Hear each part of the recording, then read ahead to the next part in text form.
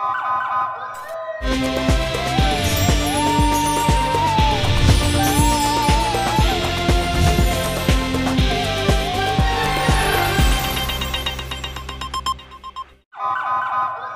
पहले नजर डालते हैं अब तक की बुलेटिन। जी बिल्कुल, खादर नहर में लुडर रोड से तकरीबन 1.5 किलोमीटर के फासले पर शगाफ डिप्टी कमिश्नर विहाड़ी मोहम्मद खिजर अफजाल चौधरी मौके पर पहुंच गए। तमाम मुतलका महकमे को फौरी तो मौके पर पहुंचने की हिदायत की।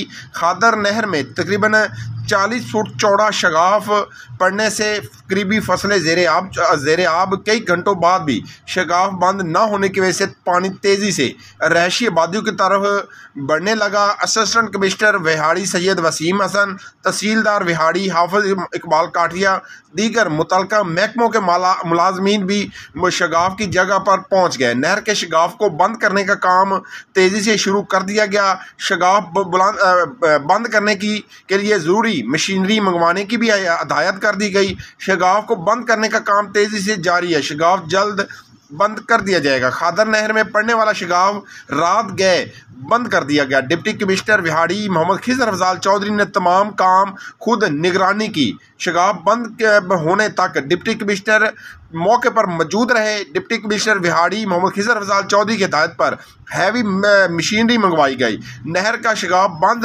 करने में महकमा रेवन्यू, अनहार, दीगर मुतलका महकमों ने काम लिया। इस मौके पर असिस्टेंट कमिश्नर विहाड़ी सैयद वसीम हसन भी मौजूद थे।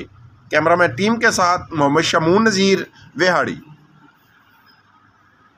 लाइफ एक हसीन बैलेंस है, देखे अनदेखे के बीच में। जो मिले डॉलन्स के ऑल न्यू रेफ्रिजरेटर्स की साइड इल्यूमिनेटेड लाइट से, जो रेफ्रिजरेटर्स को रखे ब्राइट और बढ़ाए विजिबिलिटी, क्योंकि डॉलन्स रिलायबल